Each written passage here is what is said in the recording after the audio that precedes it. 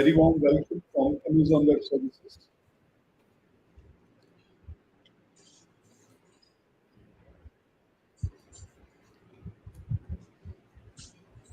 Hey, a very warm welcome from Amazon Web Services User Group Punjab.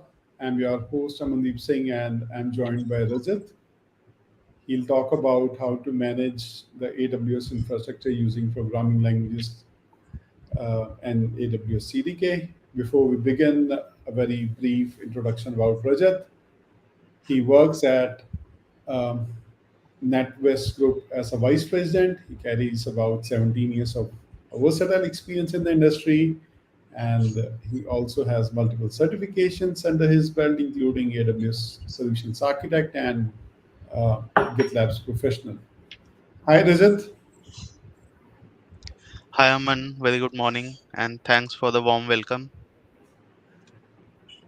Great, welcome. Due to some technical reasons, his camera is not working, but you would be able to hear his voice, and he'll present using a screen share. Rajat, over to you. Great. Thanks, Aman. Thanks for the warm welcome and a quick introduction.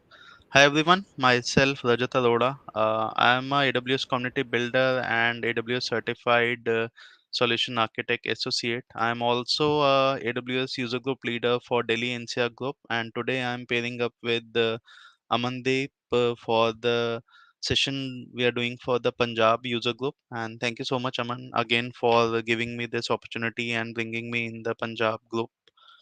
So let's move on to the session for the today.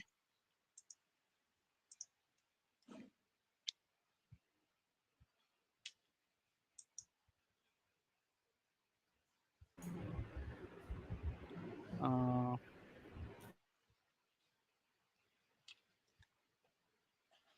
Looks like the slide is not moving. Give me a minute.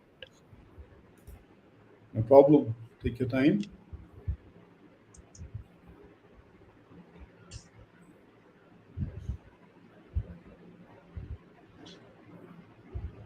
Yeah. Okay, let's talk about the agenda of the items that we want to cover today.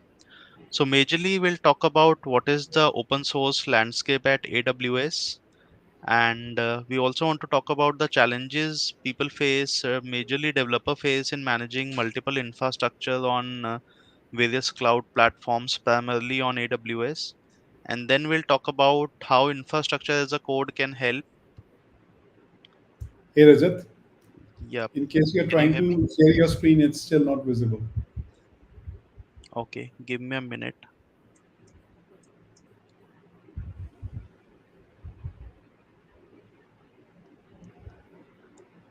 Looks like PowerPoint is giving me a tough time. Happens all the time, especially in online presentations. So PowerPoint is back. Can you see my screen now, or should I try to reshare from the StreamYard? You need to reshare it. Okay, so let me share the PowerPoint window only first. Is it visible now? Yes. Okay, great. Apologies You for the tech issue. So yeah, we'll talk about the open source landscape at AWS and want to what are the present like different. this? Sorry. Do you want to present like this, or do you want to go in the presentation mode? I moved to the presentation mode only already. Yeah. I don't see that we see like your complete slides. Okay, let me try to reshare the whole screen then.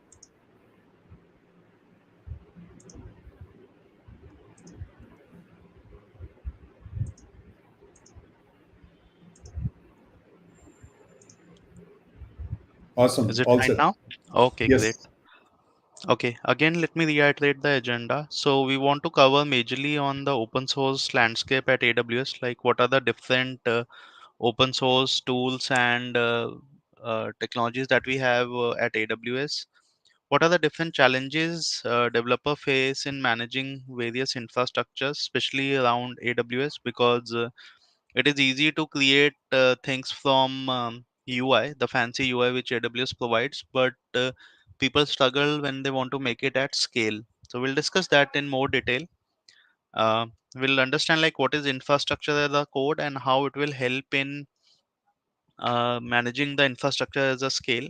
And then we talk about AWS CloudFormation, which is one of the most popular service provided by AWS to manage and automate your AWS infrastructure.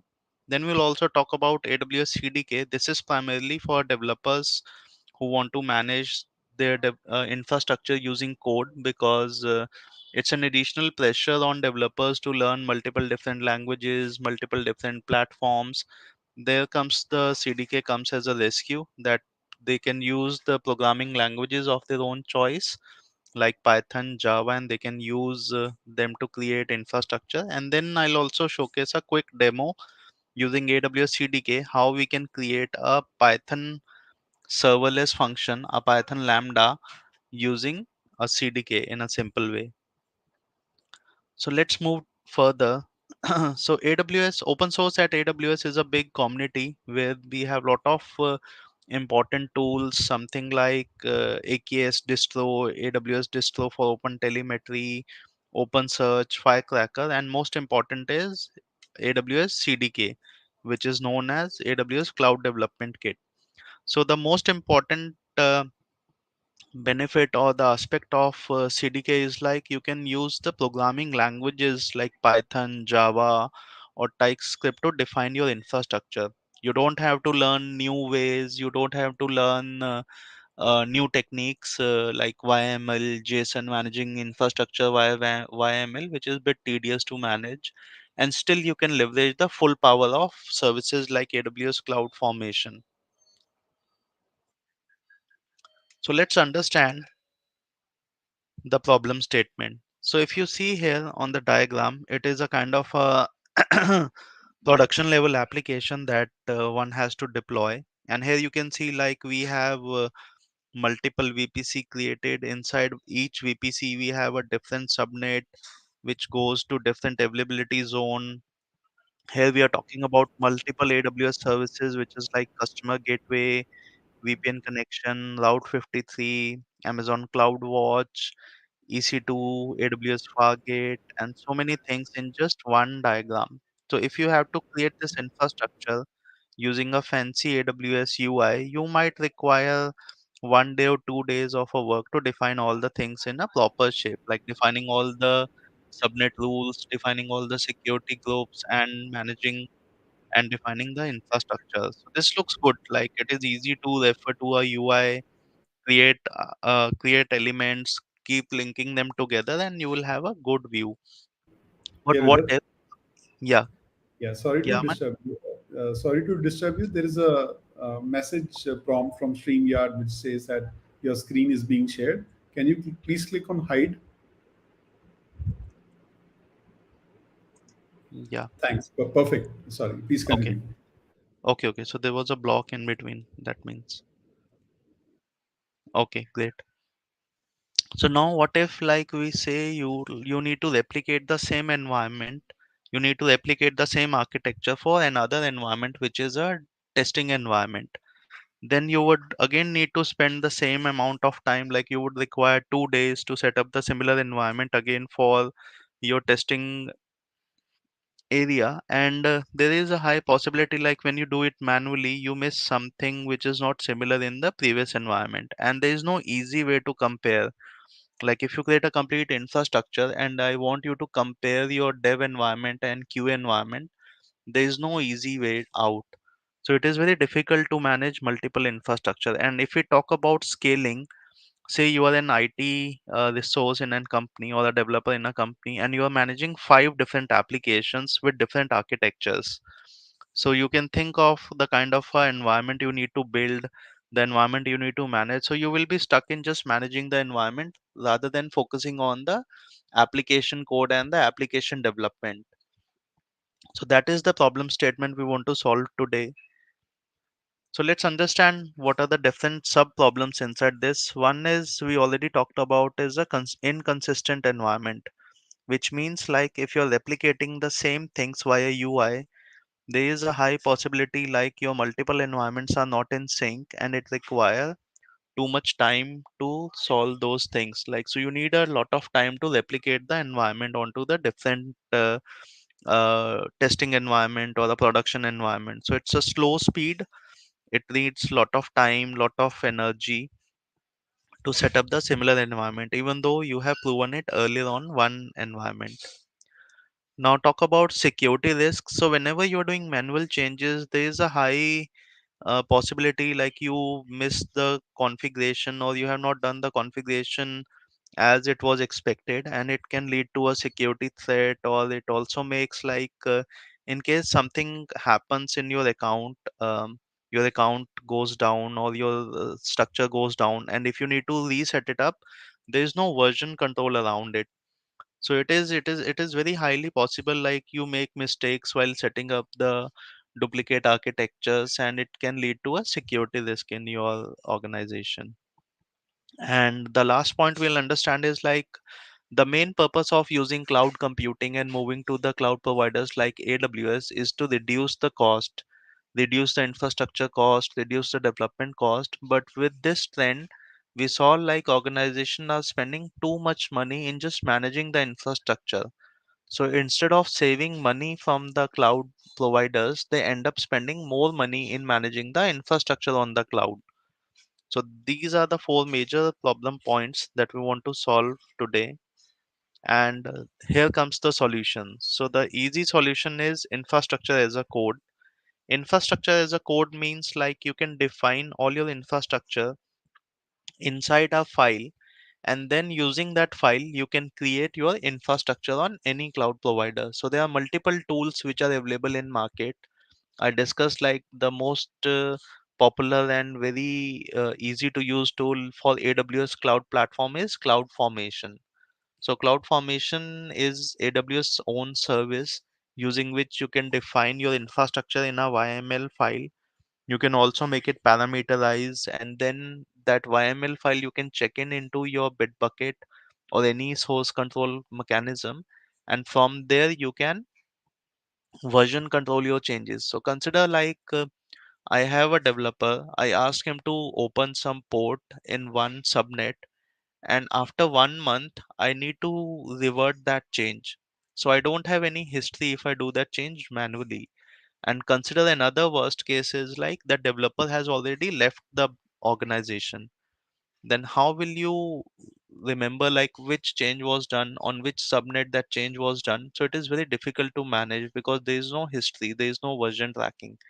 And with the help of infrastructure as a code, you can check in your code inside a code repository, and from there you can go back to the older version of the file and you can make a diff to understand what changes were applied onto the infrastructure.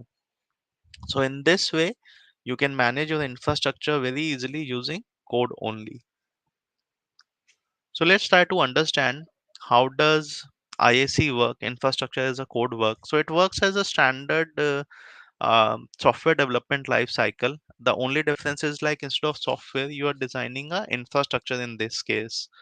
So it will start with the base thing, which is define infrastructure, create a code in the infrastructure, then store that code inside your preferred source code mechanism, which is GitHub or Git or Bitbucket, and then build your infrastructure, which means like give this code to a validation source, validate whether all the things that you're defining are right, and create your infrastructure onto the cloud provider. Then test your infrastructure before you are actually building it, and deploy your infrastructure. So with the deploy your infrastructure, you can create your infrastructure on AWS cloud, and then you'll back to the monitor and maintain state. And from there, you'll follow the same cycle for managing infrastructure as a code. So let's try to understand and look into from a developer viewpoint, because developers are nowadays expected to manage infrastructures along with the application development, along with the coding, along with all the things. So let's understand how it will help and how it will change the typical way of working of a developer. So we start with a user story. Whenever developer works on any of the option, developer gets a user stories to work upon, and developer picks up a user story, And again, like, so with this you can also do a collaboration, like in a single time multiple developers can work on different types of this code. So one example is like, I have a networking specialist, and networking specialist is defining VPC, and on the other hand, the developer is focusing on creating items like EKS cluster or ECS cluster where the actual application will work. So in this case, even the development will be much faster. Like multiple developers can work on a code. So developer picks up a user story, developer writes a code in one of the fancy, I'll say, IDE. Most popular IDEs nowadays is Visual Studio Code, which gives you a good view, like any syntax error, any of the mistakes that you're doing at the compile time, everything will be cached by the IDE itself. And then you push the code to the source control. And with reference, there are predefined templates as well. So if you're starting from scratch, you don't have to do it from ground zero. You can use a pre-provided templates by the infrastructure as a code tool, or the tools like CloudFormation. You can use a pre-built tools, and then using them you can start writing your code and appending your code. So you push the code into source control, then you might have a pipeline or a CI/CD setup on AWS, using which it first build your code, which validates like whatever things you have defined in the source code, it is aligning to the cloud infrastructure. And then this pipeline or this automatic way will deploy the environment to the different environments, which you can see like a dev environment. And with some basic configuration changes like parameters, you just change the parameters, and same environment you can create on staging environment and also on the production environment. So you are writing once and you are reusing and creating uh, multiple infrastructure from the same code. So that is what the infrastructure in a code helps you in. So let's understand again benefits in detail. Standardization. So it brings a standardization how you manage your infrastructure. So another important point of infrastructure as a code is like it just not focus only on one cloud provider. If you use tools like Ansible or Terraform, the same in you the code you can use for multiple cloud infrastructure. So if you're dealing with Google Cloud, if you're dealing with Azure Cloud and AWS Cloud, so the same code you can deploy onto multiple different cloud providers as well. So it gives you a standard way to manage all your cloud infrastructure or maybe on-prem infrastructure. So with just single standard you can follow, and you can create infrastructure on various cloud environments. Quick to market, we talk about like if you have to create or redefine the same infrastructure on different environment using UI, you might need 2 or 3 days to replicate exactly, and still there is a tendency you miss out something. So that is where if you have written the code once, you just change the parameters and you can run it immediately. So within few clicks, within few seconds, you can define another similar infrastructure. It makes you more agile.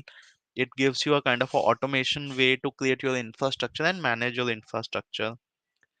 And then reusability, we discussed like whatever you have written, it can be shared with multiple developers, it can be shared for multiple environments, and you can use the benefits of reusability.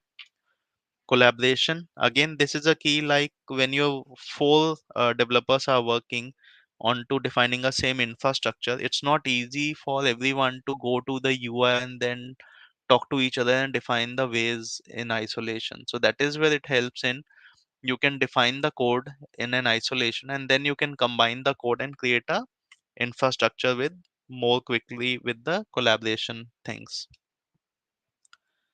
Okay, let's understand the very important service which is provided by AWS is AWS CloudFormation.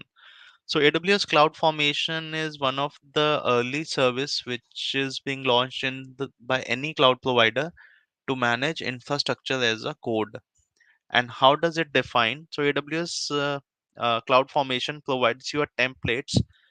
Those templates you can define in JSON or YML structure, and you can also keep those templates onto some version control system like S3 buckets with version control enabled. You can put them into GitLab or GitHub as per your choice. And using them, you can manage your infrastructure. You can parameterize your CloudFormation template. You can provide hard-coded values. You can provide a variable files on the fly. So there are a lot of features provided by CloudFormation. And the best part is like it gives you a automatic way to define and configure your infrastructure. And another most important part of CloudFormation is like it is a native service provided by AWS. So whatever structure is being supported by AWS, whether it is a niche area, whether it is a new service, or it could be anything related to AWS, so every feature will be available in CloudFormation. Whereas if you look for the other third party tools like Terraform or Ansible, so those are the third party tools. So whenever AWS release new service, you might need to wait for sometimes 1 month or 2 months for those services to provide a integration with the new services. Whereas with CloudFormation, as it is a AWS native service, so whenever a new service launches or whenever a new feature is provided, it is first provided with the CloudFormation. So you'll always be up ahead in the market if you're using CloudFormation to define your infrastructure. Let's try to understand basic constructs about CloudFormation, and you'll understand the main reason like why we are more focusing on CloudFormation, though we are talking about CDK and we want to manage infrastructure using Python. So you will understand that in more detail. So the basic construct in a CloudFormation is a template. So template, you'll understand, is a kind of a blueprint using which you define your services or application architecture. So in the architecture, you can have multiple services as well, and the templates work as a blueprint to showcase like what items and what infrastructure will be created on AWS. Then the second item is a stack. So CloudFormation stack uses the predefined templates or multiple templates to create a complete service application. So I'll take an example like WAMP stack, which is we call it as Windows, Apache, MySQL. Then we have a LAMP stack, Linux, Apache, MySQL, and PHP. So those type of application stack you can define using the stack formation in CloudFormation. And then we have a change set. So whenever you apply any changes from your template to the infrastructure, it creates a change set which maintains a list of items which are created by template. So whenever you create a you want to append or you want to modify the pre-building infrastructure, it first compares the new changes with the change set to identify what is new is coming up, and it applies the change set onto the infrastructure. So here in the right side you can see we have a sample DynamoDB table template provided by AWS itself. So AWS has a good repository of pre-built, predefined CloudFormation templates regarding big application stack, regarding all AWS services. So you can start downloading the template and then modifying that template. So in the right hand side, you can see like they're using a JSON structure in which they're defining a key value pair, some arrays, and some structure, which is somewhat easy to understand. But again, if you're talking about developers, it is an overhead on the developers to learn another technology, learn another syntax, and define another syntax just for the infrastructure. So how that can be solved is like then AWS CDK comes to the rescue. So AWS CDK stands for the Cloud Development Kit. As we generally have SDK, which is Software Development Kit, to define any software, any application. In the similar way, AWS has created a AWS CDK, which is an open source project, and there are a lot of big community supporting this AWS CDK, a lot of traction, a lot of people using in the market, and there are special community days happen for CDK. So I would recommend you to look into the AWS CDK community days and get an opportunity to register and join those events. They also do trainings. They also do separate best practices, guidelines, publishing, and other things throughout the year. So I would recommend, like, if you're a developer and if you want to follow AWS Cloud Development Kit, then refer that group as well as an open source, register as an open source group. So what is the benefit of CDKs? Like we discussed, you can use your own programming language. So you can define if else block, you can define loops, you can define other things in your managing your infrastructure. Like if you need to apply a rule 10 times with different values, so you don't have to write it every time in a JSON. You can just define a loop in a normal Python structure, and using that structure you can loop in and you can create your infrastructure. So that is the power CDK is bringing you. It is making your programming languages powerful to manage the infrastructure as well. So let's understand how the CDK works. So there is a separate section on AWS portal itself from where you can go to CDK, because it is native to AWS, and it is even open source. So you can use that and make that uh, as your go forward thing for defining your infrastructure. So let's talk about the other features which CDK provides. It provides again, like the very first thing is familiar programming languages support, which is Java, Python, TypeScript. I think they also support .NET now. So there are so many things it is bringing up. So there is not much learning curve. You keep on writing your code in your own preferred language, and along with that, you can define your infrastructure things as well.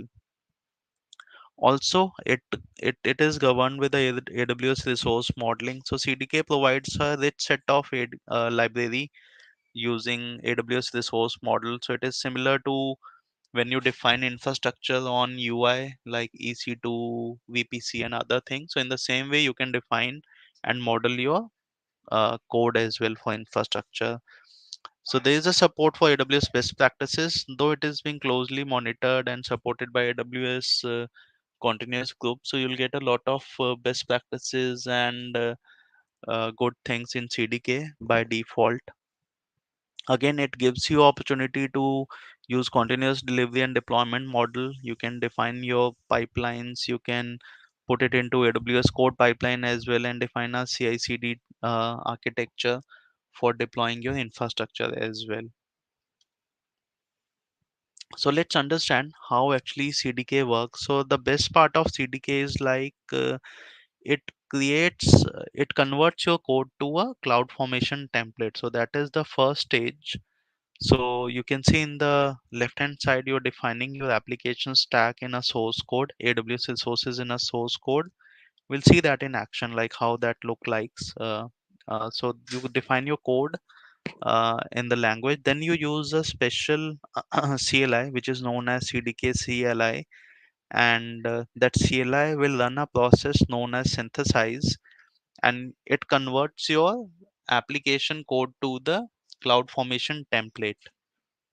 So it's like you're using a power of CloudFormation, which is like being on top of the market. All the latest and all the niche features are available in the CloudFormation. So using that as well, along with the additional benefit of using code.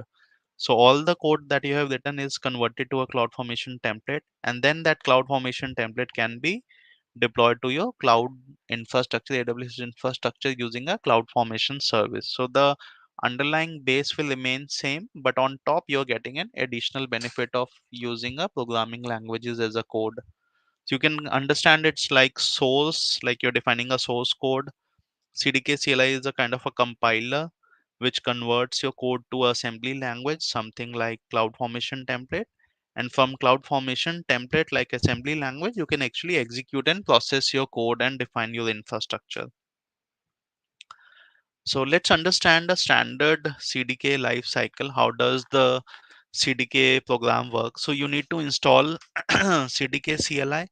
You need to initialize the CDK project, which is known as bootstrapping. You can import predefined, I'll say, templates or the constructs provided by CDK or CloudFormation, or you can write your own code. You can then synthesize, which is like converting your code from code to the CloudFormation, which is a first level of test whatever you have defined as per the standard or not. Then you can deploy the infrastructure in a go. And the best part is like When you want to destroy the complete infrastructure, you can just run a destroy command. So destroy will make sure like whatever resources are created you're using your code, they will be removed as well from the cloud, because destroy part is also very difficult. So if you have created, if you recall the first image that I shown, which has multiple VPC, multiple subnet, multiple linking to the subnet, multiple security groups. So the creation is difficult. If I want you to delete that as well without impacting other application, then also it becomes very difficult, because if you delete by mistake, delete some other security group, it can impact the other application. So that segregation is also maintained by CDK. So whatever resources are created with your code, they can be destroyed very easily with a controlled environment. Okay, lot of talking. Let's see something in action. Let's see how the things go in action. So Aman, just a quick check. Is there any specific question before we move to the quick demo? Okay, is there any starter GitHub example to clone any and try AWS CDK? Yes, definitely. So I will be putting up this guide today on Medium, and will share the Medium link as well. So you can refer that Medium guide and get started with CDK with the code example. Whatever I'm showing today, I'll upload that as well. So I think, yeah. So uh, Aman has also posted a example as well. So another one is, can we create complete CI/CD using AWS CDK? If yes, can you please share a simple GitHub example? So again, like I do not have an example for the end-to-end pipeline, but the code which is being shared above, you can use the same code and you can use AWS code pipeline to define a pipeline for this code. So it is similar to like you're linking a pipeline from a GitHub and you're defining a pipeline for that code. So not nothing special, because it is similar to a software development life cycle. Okay, now moving to the quick demo. So before we move to the demo, there are two prerequisites. So the first prerequisite is like um you need to install and configure AWS CLI, because CDK uses AWS CLI. So you need to download and set up your user account with AWS CLI. And the second thing is you need to install npm, because the CDK is based on npm. It requires npm packages. So you need to install npm, and then you need to install the version of CDK that you want to use. So that is where you can this is how you can get started with the CDK. So I want to showcase here the serverless application architecture, which is being created using Lambda and API gateway and DynamoDB table in the background. So this is the link to the Medium. You can see like in the browser, this is a published guide. You can refer this guide. It is publicly available. I'll post the link as well after the session is over in the comment section, so that you can directly click on the link. So in this application, we talk about creating a complete serverless application, which is like Amazon API gateway, Lambda, DynamoDB, and putting the source code into S3 buckets. So this is a standard architecture for the serverless application. That is like how we can define. We can use Cognito pool for the user authentication, DynamoDB for keeping our data. We can define Lambda functions in Python or any other languages that we prefer. And then we expose those functions via Amazon API Gateway to work as a APIs for us. So this is the end layer. So for this, I have also created a front end layer. So let me show you that.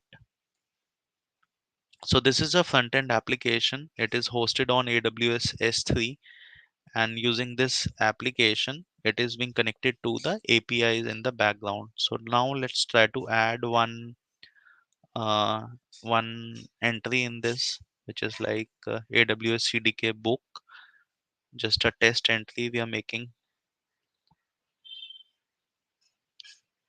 So all the steps are predefined and explained well on my Medium guide. So if you refer that guide, you will be able to create this application as well. So here you can see like we have successfully added a new book, CDK book. in this application using the API. So it is showing the status as pending. Now we can go to publish, and we are making this guide as publish. So these are the few operations you can perform. That is a kind of a complete CRUD operation that you can perform. So one way to define this is create everything manually, use AWS console to create everything. Let me show you the functions as well in the background. So Lambda function. So we have a get tutorial, get tutorials, delete tutorial for this, and then here also we have some functions like deleting a tutorial. So all these functions have been created manually, and the medium guide that you refer, it supports like how you can create them manually. But now we talk about like how you can create them using a CDK, so that it will be very easy for you to define as a code. So once you have installed and configured your AWS CLI and AWS configuration, so you can run AWS STS command get caller identity to confirm your identity. So here you can see like I'm using a root user, but you can define a I am user and you can do that as well. We need to check npm version because CDK is based on npm. So when I was using this, I was using 724, which was a compatible version, and using npm I want to install my CDK. So which is npm install -g AWS CDK, and I want to download the latest version. That is why I'm using @latest. So as I already have it pre-downloaded, that is why it run very quickly. Otherwise, it can take 5 or 7 minutes for you based on your network availability. Okay, this was the only thing in this demo. Okay, so now what we'll do is like we want to run a CDK bootstrap. So we says like you need to initialize your project. So what it does is like when you run CDK bootstrap, it creates a structure in your AWS account, link it to a S3 bucket, where the later on it can upload the CloudFormation templates and can run from there. So you can use CDK bootstrap, which validates like you have validate permissions based on the STS caller identity above. You have a valid permissions to create and manage infrastructure on AWS, and it tries to create. So here you can see like it's failing for me because when I was running this, the bucket was pre-created in my environment. So I was when I was trying this, so it shows me like the bucket already exists, staging bucket already exists. So that is why it failed. But when you run it for the first time, it should run successfully for you. So that is all about setting up a working environment. So now move to the second part, which is like once you successfully did a bootstrapping. So after bootstrapping, we'll try to initialize a project so that we can start writing the code, and we'll start writing the infrastructure using the CDK. So here I'm just showing a sample bootstrapping again because the earlier one failed.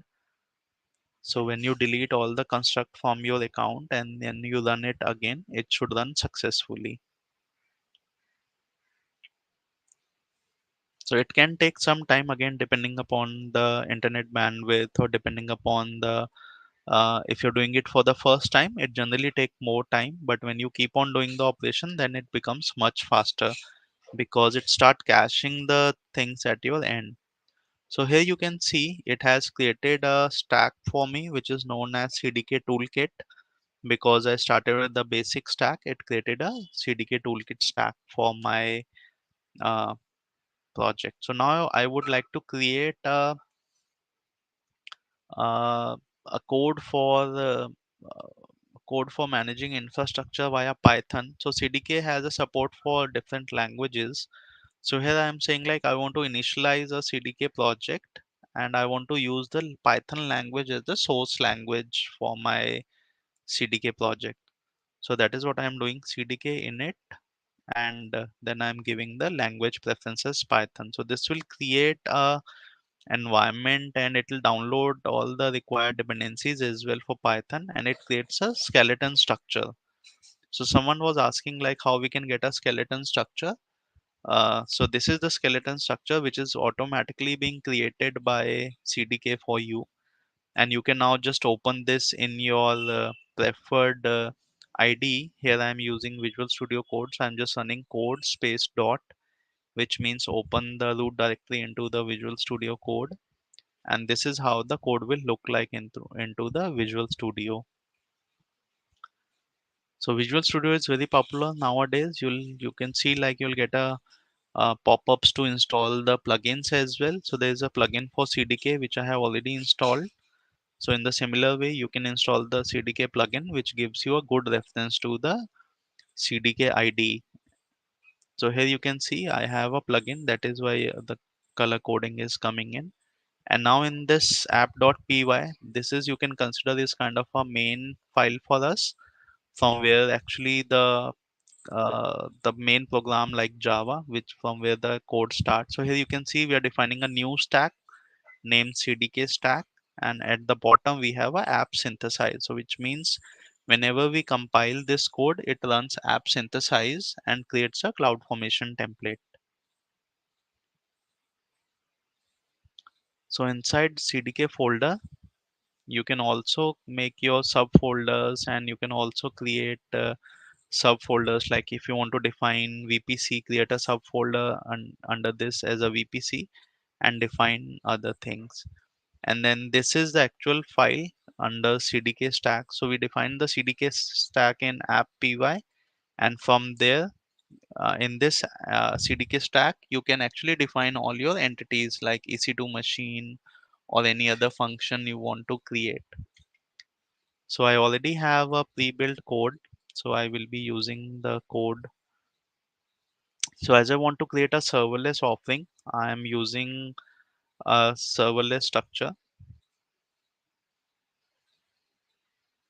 and then inside that serverless I'm creating a function which is like get tutorial underscore list dot py Python.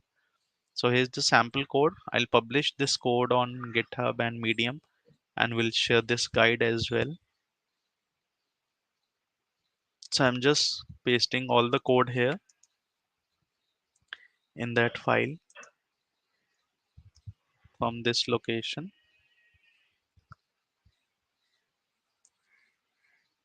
Yeah, so it is nothing like in this. I'm just using a Boto library, which is a Python library provided by Amazon. I'm loading a DynamoDB table named tutorial, and I want to perform a scan on the table. So we can do a filter as well using the um, title. So if there is any filter that needs to be applied, we are using the table scan with the filter option. Otherwise, we are just returning all the values in the table. So we have created this function, and now inside CDK stack, we need to import the libraries, which is IAM library and the Lambda library. So IAM library we need because whenever we define any Lambda, that Lambda needs a permission. So in this case, our Lambda would require the permissions to perform scan operation on DynamoDB table. So that is the first one. We want to create a IAM role which provides permission to the Lambda to read data from the DynamoDB table. And then we are creating a Lambda function using the above created role to perform the actual operation on the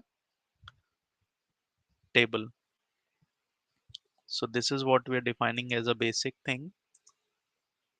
So now see how we'll do this. So we just go to code and we'll say CDK deploy. So this CDK deploy first convert this Python code, whatever code we have written in our CDK, to a CloudFormation template. It will upload that CloudFormation template to the created stack, and then from that stack, from that S3 bucket, it creates the actual infrastructure onto the cloud. So this deploy action do all those things, which is like compiling, synthesize, and deployment of a stack. So it can take some time again, like depending upon your bandwidth and If you're doing it for the first time, it can take more time because it needs to create lot of different things. So here you can see like it is first creating a change set. So we discussed like a change set is a delta which is being created from a previous environment to the new environment, and here we are creating for the first time. So this change set create contains everything. So here you can see like a CloudFormation is creating a CDK stack first, and then it will try to deploy that stack. So as we are doing it for the first time, we need to run the deploy twice.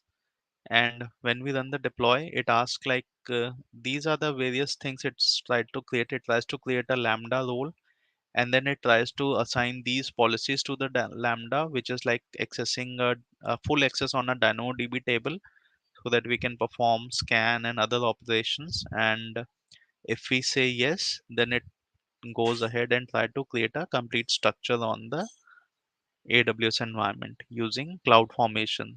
So here it is first creating a CloudFormation change set, which is a delta, and then it applies the changes which are there on the change set to the CloudFormation. So it shows you all the steps which is it is performing in the logs here as well, so that you can relate. It is creating a IAM role, then it is creating a metadata, then it is creating again another IAM role, and create is progress, update in progress. Again, it takes time based on your network bandwidth, and if you're creating it for the first time in the infrastructure, it takes more time rather than updating the infrastructure. So here we are creating a new Lambda function known as CDK R4P Lambda. So if you go to the screen, if you refresh, you will see a new function will be added to the list, which is like CDK R4P Lambda, which is created here in the description. You can see Lambda function deployed using AWS CDK Python.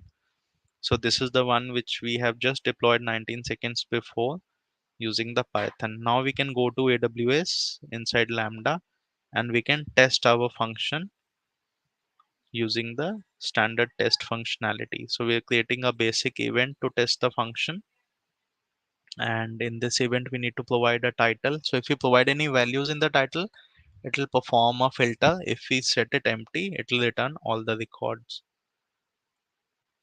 So here you can see like it is able to perform a scan onto the DynamoDB table and get the values from the table. So if you remember, like this API is already connected to the same table. So now if we are performing a scan using the API, you can see all those entries also here. So here you can see if we go to the bottom, it shows the new entry which we just added using a UI, amazing book on AWS CDK.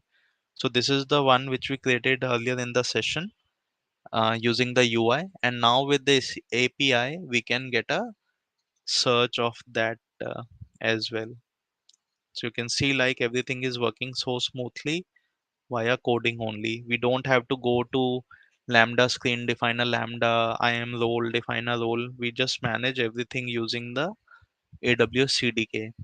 And the last step, again, as we said earlier, is CDK destroy. So if you want to destroy everything that you have created using this CDK code, you just run CDK destroy. It deletes the complete application. Whatever resources are being created, initiated from Bootstrap, initialize, and the code that you have defined, it will destroy everything from your AWS environment. So that is the power of CDK, and you can just use Python to define your infrastructure. So I think we are almost in the end of the session. Yeah, we have covered everything for today. So again, like, thank you so much for joining the session. I really liked giving the session and really enjoyed. So we look into the queries. So before that, you can connect me over LinkedIn. You can use this link, which is Aurora-Rajat-CW, which is my LinkedIn profile. Or you can scan this QR code if you want to connect with me over LinkedIn, because I keep on posting these guides and these sessions on my Medium blog, or whenever I do any session, you'll get all the intimation on my LinkedIn. So keep watching that space. I'll also publish the guide for this CDK on my Medium blog as I discussed today. So by today evening or by tomorrow, I'll publish this guide, and I'll also publish the link of that guide on my Medium on this my LinkedIn group. So if you're following me, you can get the updates for the new publish that I made. Okay, with this we are done with the session. So let us see if we have any questions for us. So the Hey, last one, I think, yeah, hi Aman. yeah, sorry. The last question that we have is like uh, in our example that the example that you showed was Yeah, so the the question application. says, do we have application code and CDK code in the same repository? So Rani, it is again up to you. If you want to manage both the code in same repository, you can do that, but generally it is advisable to keep them into a separate repository, so that your infrastructure would remain separate and your application code would remain separate. So consider, like, if you're keeping both in the same repository, if you're making any code change for the UI, it can also trigger the change on an infrastructure without any requirement. So that is how you can keep them separate as a best practice. But you can also keep them in the same. If you have a small application or the basic testing that you're doing, then you can also keep both in the same repository as well. Okay, I think we have covered all the questions as well. Thank you so much, Avan. Back to you. Thanks, Rajat. Thanks for taking time out to take the session, and hope to see you again in our user group soon. Thanks, Aman. Thank you so much. Thank you everyone for joining the session. Thanks all. Bye.